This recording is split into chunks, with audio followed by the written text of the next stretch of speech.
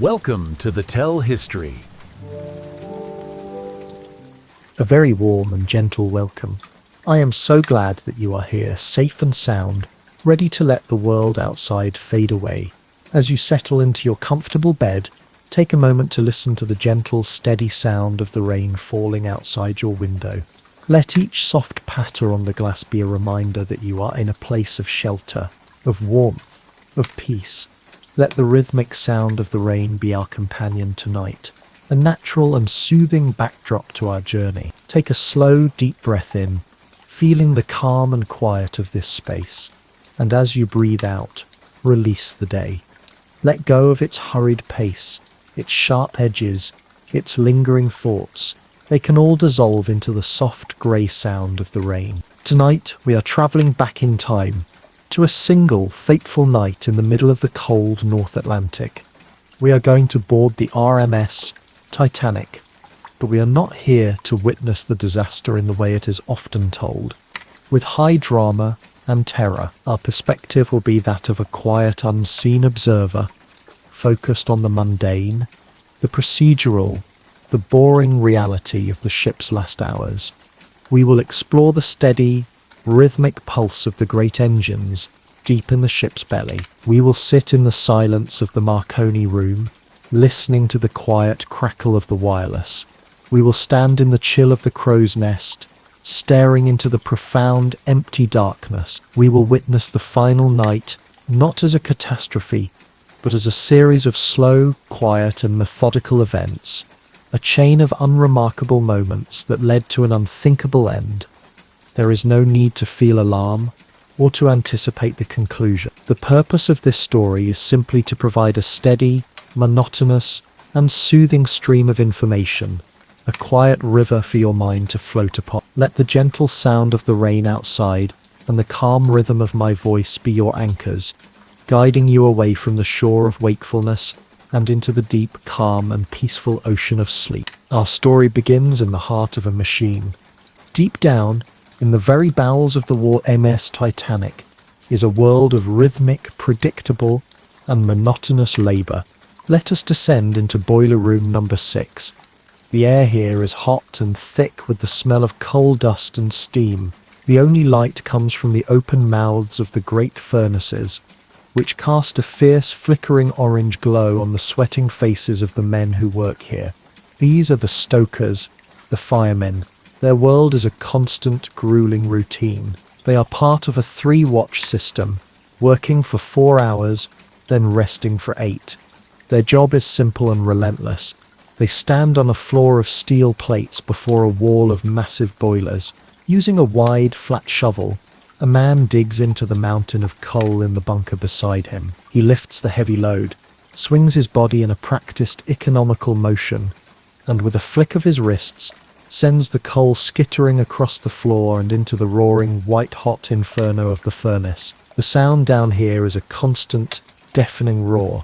The roar of the flames, the hiss of the steam, the clang of the steel shovel on the metal floor, and above it all, the deep, steady, rhythmic thrum of the ship's massive reciprocating engines located in the next compartment. It is a sound that is not just heard but felt, a vibration that runs through the very steel of the ship, a constant, powerful heartbeat. For the men working this late-night watch on April 14th, 1912, it is a night like any other. The routine is the same. Shovel, swing, throw, wipe the sweat from your eyes, take a drink of water, and repeat. They are not thinking of the passengers in the grand staterooms above. They are not thinking of the destination. They are focused on the boring, essential task at hand, maintaining the steam pressure that gives the ship its life and its speed. Let us now ascend up through the many decks, to a place of profound quiet and concentration. We are in the Marconi wireless room. It is a small, wood-panelled cabin, filled with the strange, arcane equipment of a new technology. There are coils of wire, arrays of switches, and a large, noisy spark gap transmitter. 2 young men, Jack Phillips and Harold Bride, are on duty. Their work, too, is a routine. They sit for hours wearing heavy headphones, listening to the faint, crackling static of the ether, Their job is to send and receive messages, not for the ship's safety, but for the convenience of the wealthy first-class passengers. Their work is a slow, methodical process of transcription. A steward brings a message from a passenger, written on a slip of paper. Phillips takes the message and begins to tap it out on a simple brass key. The room fills with the loud, sharp, buzzing crackle of the spark gap transmitter. Each tap of the key sends a pulse of electricity into the great aerial wires strung between the ship's masts. Tap dit, dit, dit, dit, letter by letter. The message is sent out into the cold, empty night. Most of the messages are mundane. Business dealings, greetings to family, social arrangements for their arrival in New York. The work is boring, repetitive. They are, in essence, highly skilled telegraph operators in the middle of the ocean. On this particular night, the backlog of passenger messages is large, and the operators are tired and slightly irritable. The air around them crackles with the harmless, invisible traffic of a world at peace. Now, let us ascend even higher to the highest point of the ship that is manned by a human. We are in the crow's nest, a small open-topped barrel fixed high on the foremast. Two men, Frederick Fleet and Reginald Lee, are on lookout duty. The world from this vantage point is a universe of profound, simple and cold beauty. The night is perfectly clear, the sky brilliant with stars with no moon to wash them out. The sea is unnaturally calm, a flat, black, polished surface that perfectly reflects the stars, so that it is difficult to tell where the water ends and the sky begins. The ship feels as though it is sailing through a silent galaxy. The air is bitterly cold. The men are wrapped in heavy coats, their faces numb from the wind of the ship's passage. Their job is the very definition of monotony. They stand and they stare. They stare into the deep, unchanging darkness ahead of them. They are looking for anything that is not stars or water, the distant light of another ship, the faint smudge of smoke on the horizon. On this night, they are working under a disadvantage. In a simple, boring administrative oversight, the binoculars for the crow's nest were misplaced at the last port and are locked in a cupboard to which they do not have the key, and so they must rely on their own unaided eyesight. For hours they see nothing. The routine is hypnotic. The steady thrum of the engines far below, the hiss of the water as the ship's prow cuts through the flat black sea, the cold, the stars, and the darkness. It is just before 11:40 p.m. Frederick Fleet sees something. It is not a dramatic vision. At first it is just a small patch in the star-filled darkness ahead that is slightly darker than the rest, a patch where the stars are missing. He watches it for a moment. It grows. It takes on a shape. It is a great dark mass, directly in their path. There is no panic. There is only the drill, the routine. He reaches up and pulls the lanyard for the warning bell above him. He rings it 3 times, the signal for an object dead ahead. He picks up the telephone that connects him directly to the bridge. The phone is answered. Fleet speaks the calm, procedural words. Iceberg, right ahead. On the bridge, the officers on watch react instantly, according to their training. First Officer Murdoch gives the order, harder starboard. This is the command to turn the ship to the left. He then rings the engine order telegraph, the brass levers clanging, signalling to the engine room to stop the engines, and then to put them into reverse. Down in the noisy, hot world of the engine room, the engineers react to the bell of the telegraph. They spin the great wheels that shut off the steam to the massive engines. The deep, powerful, thrumming heartbeat of the Titanic, which has been constant for days, begins to slow and then falls silent. The sudden, unfamiliar quiet is strange and unsettling. For the passengers, the event is almost unnoticeable. In the first-class smoking room, a group of men playing cards feel a slight, gentle, grinding shudder run through the ship. It is not violent. It is subtle enough that some of them barely notice it. A man asks what it was. Another suggests they have just dropped a propeller blade. The card game continues. In their cabins, some people sleeping are woken by the strange vibration and the sudden silence of the engines, but most sleep on, undisturbed. the great ship glides to a stop in the flat, calm sea, the first part of our story is over. The boring and predictable routine of the night has been broken by a single, quiet and almost gentle event. Let us now follow the quiet, methodical process of discovery. Captain Smith, who is in his cabin, comes onto the bridge. He is informed of the situation. He is a man of immense experience, and there is no sense of alarm. Ships in the North Atlantic often had minor encounters with ice. He sends for the ship's carpenter to go down and sound the ship, to check for damage. Imagine this man, with his lantern and his sounding rod, making his way down through the lower decks, down into the mailroom, into the forward cargo holds. The first sign that something is seriously wrong is quiet and mundane. In the mailroom, postal clerks who are sorting the mail for their arrival in New York notice that their feet are getting wet. A small amount of water is seeping up from the deck plate. It is not a dramatic flood, just a persistent, quiet welling up of the icy cold seawater. The carpenter continues his checks. He finds water in the forward boiler room, number 6, where the stokers have already had to evacuate as water poured in. He finds it in boiler room number 5. He finds it in the cargo holds. He returns to the bridge and makes his report. Water is entering the first 5 of the ship's 16 watertight compartments. Now, another key figure enters our quiet story. Thomas Andrews, the ship's chief designer. He was on board as a passenger, a guarantor of his creation. He is woken and summoned to the bridge. He is shown the carpenter's report. Andrews, more than any man alive, understands the boring, brutal mathematics of his ship's design. The Titanic was designed to be safe. It was designed to float with its first 2 watertight compartments flooded. It could even float with its first 4 compartments flooded, but it could not float with its first 5 flooded. The watertight bulkheads did not extend all the way up to the main deck. He understood, with a quiet, sickening certainty, that as the first 5 compartments filled with water, the bow of the ship would be pulled down. The water in the 5th compartment would then spill over the top of the bulkhead into the 6th, and then from the 6th into the 7th. It was an inevitable mathematical certainty. He does a quick, quiet calculation, and he delivers his calm, professional, and devastating verdict to the captain. The ship has at most an hour and a half, perhaps 2 hours, before it will founder.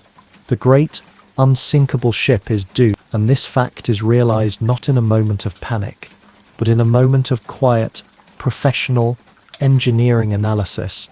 Captain Smith now knows the reality of his situation. His first duty is to call for help. He goes to the Marconi room. He tells the young operator, Jack Phillips, to begin sending the call for assistance. At first, Phillips sends the standard distress call of the time, CQD, tapped it, tapped it, quietly, methodically. He taps out the letters, followed by the ship's call sign, MGY, and its estimated position. For a few minutes, the other operator, Harold Bride, suggests, half-jokingly, that he should try the new German distress call, SOS.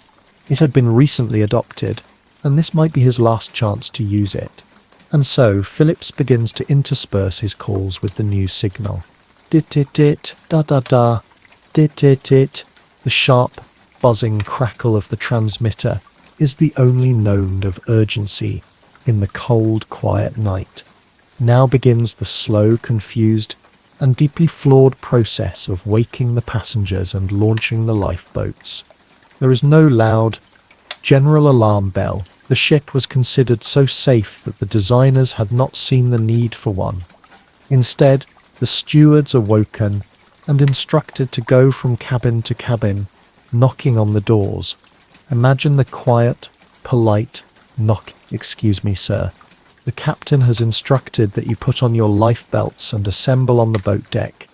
The reaction of the passengers is not panic, but confusion and disbelief. The ship is perfectly still. The lights are all on. There is no visible sign of any danger. Many people are annoyed at being woken. Some refuse to get dressed. Others put on their life belts over their pajamas and come out into the corridors, laughing and joking. On the boat deck, the scene is orderly, but confused. The crew begins the boring mechanical process of preparing the lifeboats. They remove the heavy canvas covers. They swing the wooden davits, the cranes that hold the lifeboats, out over the side of the ship. The sound is of creaking wood and rope, of quiet, guttural commands from the officers. The great, brightly lit ship is a small island of human order in a vast, dark and silent ocean. The temperature is just below freezing. The process of loading the lifeboats begins, and here, a quiet, fatal flaw in the plan is revealed. The crew has had almost no training in launching the boats, and there is a deep uncertainty about the strength of the new davits. The officers in charge of loading are afraid that if they load the boats to their full capacity of 65 people, the davits might buckle and drop the boat into the sea, and so they make a terrible, quiet, and catastrophic series decisions. They launch the boats only partially full. The first lifeboat to leave, Lifeboat 7, has only 28 people on board. Lifeboat 1, with a capacity of 40, is launched with only 12. The repeated, boring procedure of loading and lowering the boats is carried out with a tragic and unnecessary inefficiency. The orders are for women and children first, and in the initial calm atmosphere, many women refuse to leave their husbands. The boats are lowered, half empty, into the dark, calm water below. While this is happening, the ship's band has assembled on the deck. They were instructed to play cheerful music to help keep the passengers calm. And so, in the middle of the freezing North Atlantic, as the great ship is slowly and quietly dying, the sound of a jaunty ragtime tune drifts out across the water. It is a moment of profound, surreal, and boring routine in the face of absolute catastrophe. As you lie here listening to the gentle, steady sound of the rain, let this image of the slow, quiet, and fatally flawed procedure be a calming one. There is no chaos in our story. There is only the methodical ticking of a clock, the quiet execution of flawed orders, the creaking of ropes, the polite knocking on doors. Let the deep, monotonous rhythm of this process be a lullaby for your own mind. Let it assure you that all is well in your own world. You are safe, you are secure, and you can let go, drifting peacefully into the quiet, untroubled darkness of sleep. Let us remain on the gently tilting deck of the Titanic, amidst the quiet, procedural, yet increasingly urgent atmosphere.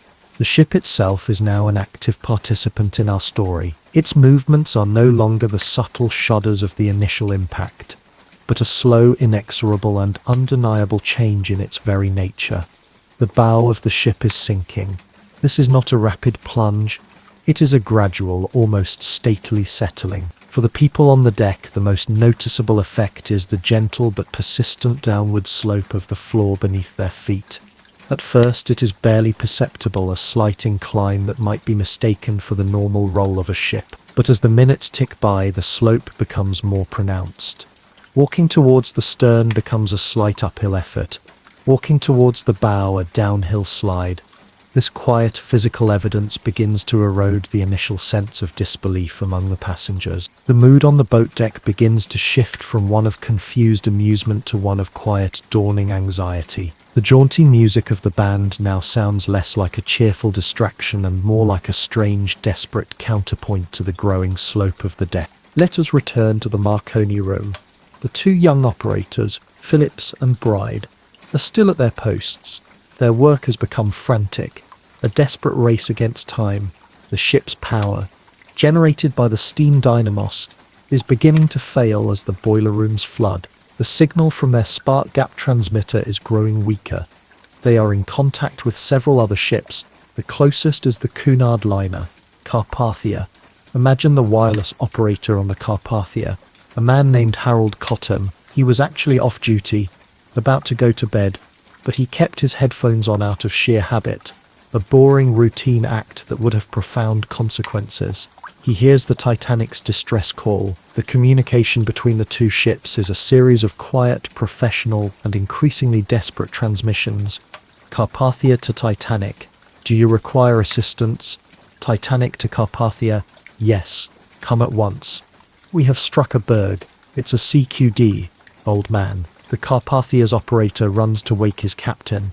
The Carpathia, 58 miles away, turns and begins to steam at its absolute maximum speed through the dangerous, ice-filled waters. A race to a rendezvous it will not be able to keep. Back on the Titanic, Phillips continues to send his signals. He is a man of immense professionalism and quiet courage. As the power fades, he adjusts his equipment, trying to squeeze every last spark of energy out of it. The last faint signals from the Titanic are picked up by other ships, a final, fading electronic whisper in the vast, cold silence of the night. On the deck, the process of launching the lifeboats continues. It is now well past 1:00 a.m. The angle of the deck is becoming severe. The sense of urgency has increased. The boats are being loaded with more people now, but the process is still hampered by the lack of training. And a new terrible sound is added to the night. It comes from deep within the ship. It is a low, deep groaning and rumbling sound. It is the sound of the contents of the great ship beginning to shift. In the kitchens, thousands of plates and pans slide from their shelves and crash to the floor. In the cargo holds, heavy machinery and crates break loose from their moorings and begin to slide towards the bow. The ship, once a symbol of perfect man-made order, is now beginning to succumb to the chaos of gravity in the sea. The final lifeboats are launched. These are the collapsibles, canvas-sided boats that were stored on the roof of the officers' quarters. Getting them down to the deck is a difficult, desperate struggle. One is washed overboard by a wave that breaks over the now dangerously low bow. Another is launched upside down. It is now just after 2:00 a.m. There are still over 1,500 people on the sloping decks of the ship. The band has stopped playing. The end is near. The angle of the ship's deck becomes impossibly steep. People cling to the railings, to the deck benches, to anything they can hold on to. The great red and black funnels, which had stood so proudly vertical, are now angled like fallen trees. The lights of the ship, which have been a beacon of defiance all night, begin to flicker.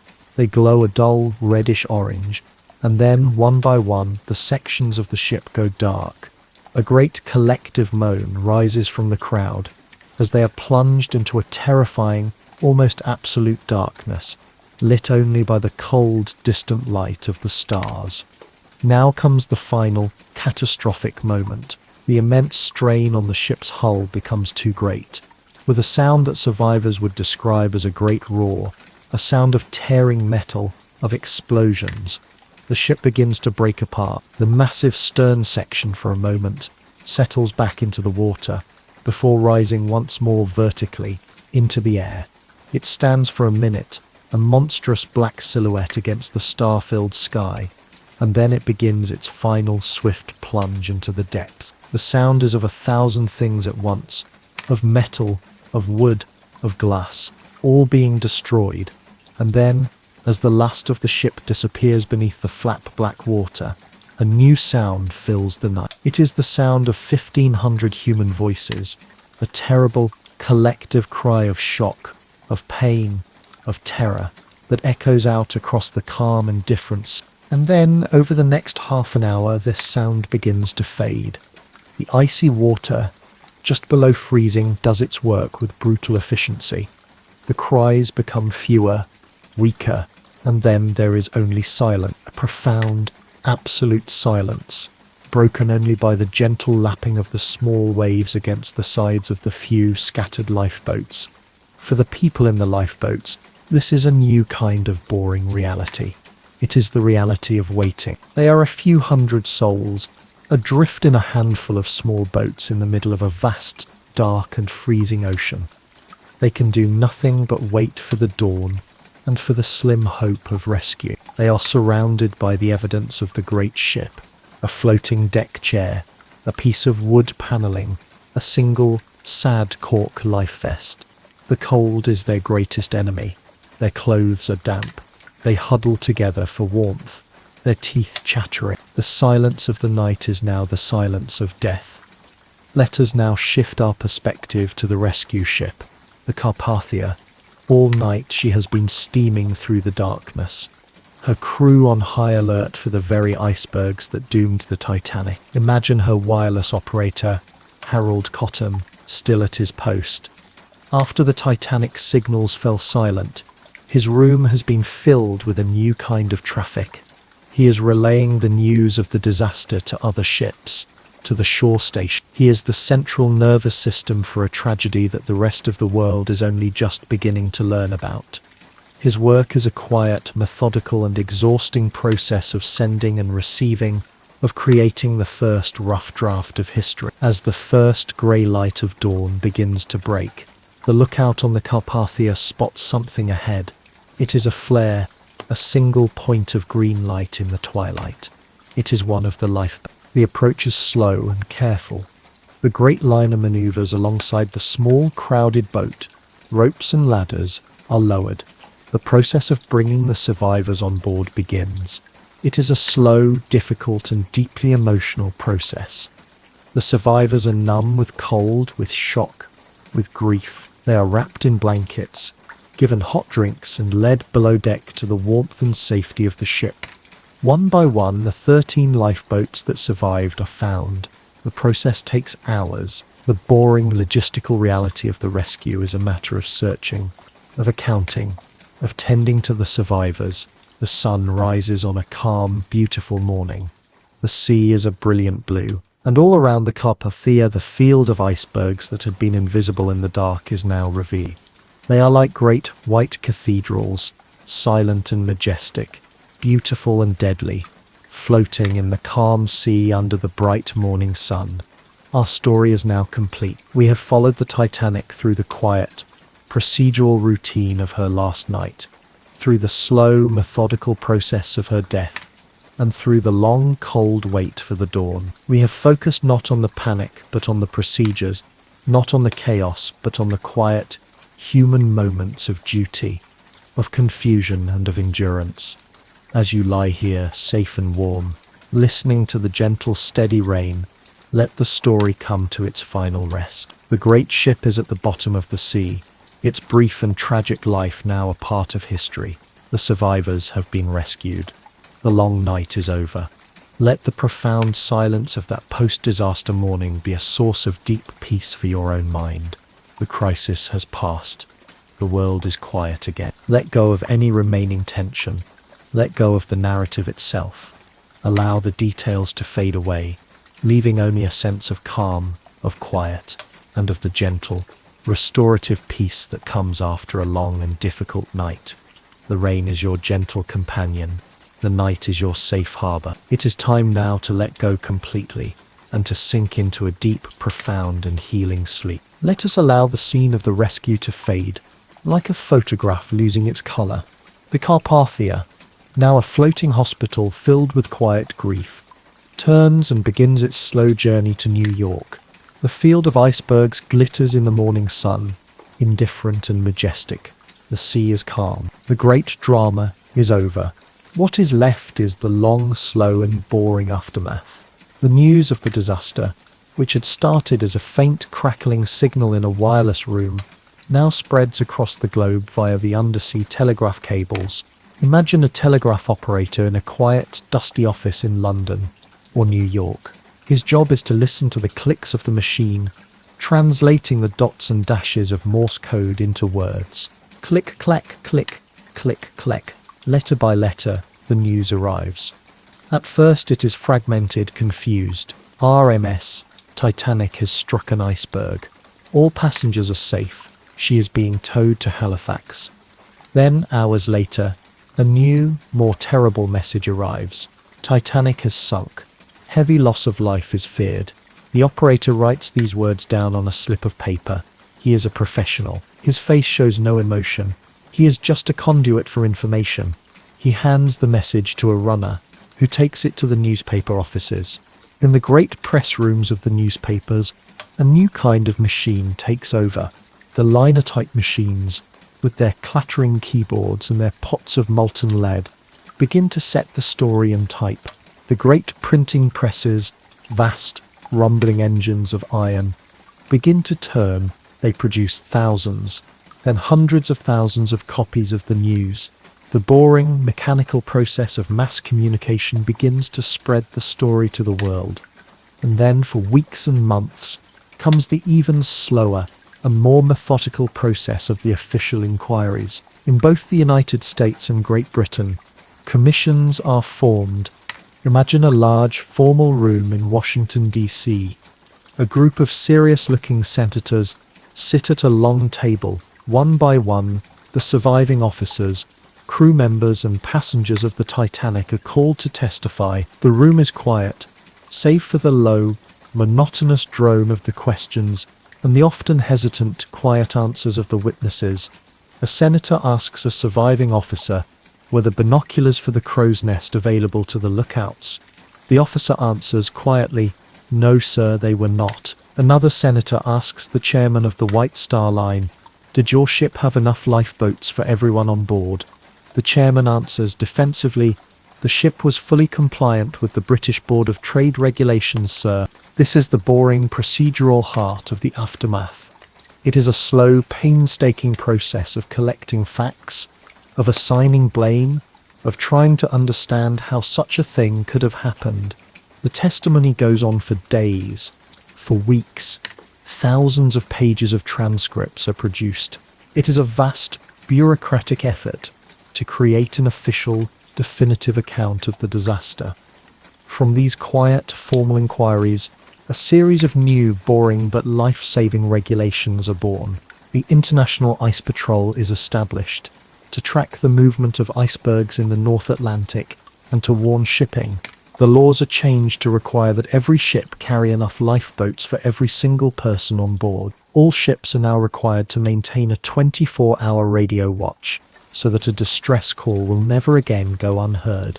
The disaster, which was born of a series of quiet procedural failures, ultimately leads to a new and more robust set of procedures, a new and more boring system of safety, designed to ensure that such a tragedy will never be repeated. And now, our own story has reached its final and quiet conclusion. We have followed the great ship through its last, ordinary night. We have witnessed its slow, procedural death. We have waited through the long, cold darkness with its survivors, and we have sat in the quiet, formal rooms of the inquiries that followed. The story is complete. The historical record is closed. The great ship now lies in a place of profound and eternal silence, 2.5 miles beneath the surface of the ocean, a silent monument in a world without light or sound. Let this final image of deep abyssal quiet be your own. Let the profound stillness of the deep ocean be the state of your own mind. All the noise, all the frantic energy, all the brief bright drama of the world has faded away. There are no more signals to send. There are no more procedures to follow. There is only the deep, comforting and absolute silence of the end of the story. The rain has stopped. The night is still. Let your own thoughts settle, like silt on the ocean floor. There is nothing left to do. There is nothing left to think. There is only the gentle, effortless and final descent into a deep and completely peaceful sleep.